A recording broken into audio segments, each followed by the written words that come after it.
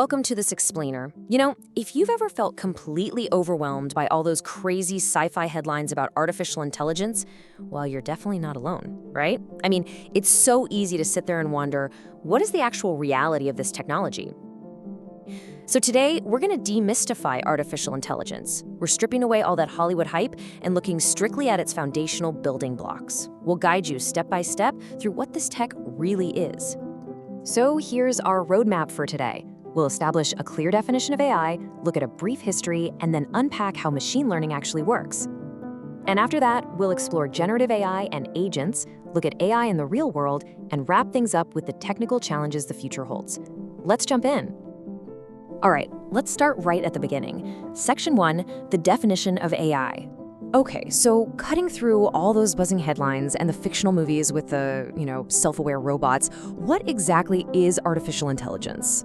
Well, artificial intelligence is essentially just an umbrella term. It's technology that enables computers to simulate human learning, comprehension, problem-solving, and decision-making. So it's not sudden magic? Absolutely not. It's simply a continuation of computer science. It's designed to follow mathematical rules to solve human challenges. Basically, it's just machines being programmed to process information in ways that look like human thinking. Which brings us to Section 2, a brief history of AI. It's actually fascinating to see how far back this timeline goes. It didn't just appear yesterday. Right! In 1950, Alan Turing published a really famous paper asking if machines could think. And for decades, it was just a slow, steady evolution. We had the 1970s where funding basically dry up during what they called the first AI winter, but the math kept quietly improving behind the scenes, didn't it? It did. In 1997, IBM's Deep Blue actually won a chess match against a world champion. Then, fast forward to 2012, and deep learning really boomed with a program called AlexNet that could recognize images. And finally, in 2022, ChatGPT made this technology widely known to everybody. So the crucial takeaway here is that AI is a long line of continuous mathematical engineering stretching over 70 years. Moving right along to Section 3, how machine learning works. Okay, so when we look under the hood, I always hear people mix up AI and machine learning. What's the difference? Great question. We really have to distinguish between the two. While AI is that broad umbrella term we talked about, machine learning is a specific tool sitting right underneath it. It relies on statistical algorithms to find patterns in massive amounts of historical data. So instead of programming a computer with exact rules for every single situation, we just give it tons of data and it finds the patterns all by itself. Bingo, you hit the nail on the head. So how does it actually find those patterns in practice? Let's use a super simple metaphor for what we call supervised learning. Think of it like a teacher holding up labeled flashcards for an 8-year-old kid. The teacher holds up a picture and says, "This is a cat." Then another picture, "This is a dog." Ah, okay. So by seeing thousands of these labeled flashcards, the student, or in this case the computer algorithm, memorizes the patterns. So when you finally show it a totally new unlabeled picture of a cat, it recognizes the animal based on that training. But what about those intimidating terms like deep learning and neural networks? Right, those sound super complex, but deep learning just uses layered structures called neural networks. Imagine you're baking a cake. You have an input layer. That's gathering all your raw ingredients like sugar, flour, and eggs. Then you have the hidden layers. This is the mixing, the baking, the actual chemical reactions happening inside the oven where the patterns are really processed. And finally, you have the output layer, which is the finished cake. You got it. Deep learning is really just passing raw data through hundreds of these hidden baking layers to produce a highly accurate result. That makes perfect sense. Let's move to Section 4, generative AI and agents. So we know traditional AI analyzes data and makes predictions. It looks at the flashcards and tells you what's on them. But what about generative AI? Well, generative AI actually creates original text, images, and code. Think of it like a kid playing with a massive box of Lego blocks. Traditional AI can look at an instruction manual and tell you exactly how a house is built. But generative AI reads that exact same manual, understands the core patterns of the architecture, and then uses a completely new set of Lego blocks to build a totally unique structure that has literally never been built before. Wow, so how does it actually do that? It follows 3 really objective phases. First is training, where it builds what's called a foundation model by reading massive amounts of data from the internet. Okay. Second is tuning. That's where human feedback adapts the model to a very specific task, like acting as a helpful chatbot. And third is generation, where it creates content, evaluates it, and refines it. So it's a highly structured mathematical process. It's not just making things up out of thin air. Now, you might also be hearing a ton about AI agents lately. What's the deal with those?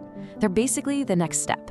An AI agent is a smart helper that's autonomous and goal-driven. Like if generative AI gives you the instructions on the best time to fly, an AI agent actually goes into the system, navigates the workflow, and books the flight for you, step by step. So it uses available tools totally independently to accomplish a goal, without you needing to micromanage it. It's a real game changer. Which perfectly segues into Section 5, AI in the real world. So where are we actually seeing this tech being used today? Oh, we're already seeing massive real-world impacts across all the major traditional industries. In healthcare, for example, AI is analyzing medical images to help doctors with early diagnostics and personalized treatment planning. And what about finance? In finance, it's working 24/7 on fraud detection and algorithmic trading. Over in transportation, it's optimizing traffic management and guiding autonomous vehicles. So it really is just solving complex, heavy lifting problems everywhere you look. Yeah, it's absolutely crucial to realize that this technology is simply making us more efficient.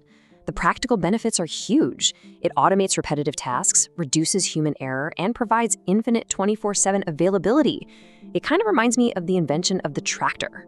That is a perfect analogy. The tractor didn't end farming, right? It simply augmented human capability. It freed people from the most tedious, back-breaking chores so they could focus on higher-level work.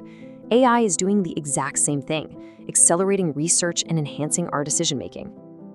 Let's wrap things up with Section 6, the future and challenges. So what are the actual hurdles here? Because people seem pretty scared of this stuff. Well, the biggest threats regarding AI definitely aren't those sci-fi robots taking over. The actual limitations are highly practical. AI faces massive technical challenges, like astronomical computing power costs, vast data storage requirements, and data quality constraints. Because running these systems takes whole warehouses of specialized computer chips, doesn't it? And incredible amounts of electricity. The technology is strictly bound by these physical hardware and data constraints. And when it comes to that fear that machines are just going to wake up and become conscious, we can firmly dispel that myth right now. The reality is we currently only possess what's called artificial narrow intelligence. Meaning what exactly? Meaning they are just complex pattern matching machines that do specific tasks, like filtering your spam emails or playing chess. They have absolutely no feelings or self-awareness. The whole idea of artificial general intelligence, a machine with human-like reasoning across any task, that is strictly a theoretical future. It literally does not exist today. Okay, but a very valid concern is the impact on the job market. Are people going to lose their jobs to this technology? It's a fair question. But look at this number from the World Economic Forum. They project that while some automation will inevitably displace certain tasks, 97 million new roles will emerge by 2025 specifically because of AI. Wow, 97 million? Yeah. Looking at this historically, AI's development itself generates employment opportunities. It leads to jobs that simply haven't existed until now, just like the Industrial Revolution created mechanics and factory managers. AI requires humans to actually build it, train it, guide it, and oversee it responsibly. It's a tool that requires profound human collaboration. Ultimately, it's not about being replaced. It's about learning to use the new tools. AI isn't magic. It's applied mathematics designed to help us solve problems faster, which leaves us with one final thought for you. Now that you actually know how it works, how will you use AI as a tool to build the future? Thank you so much for joining us for this explainer, and we will catch you in the next one.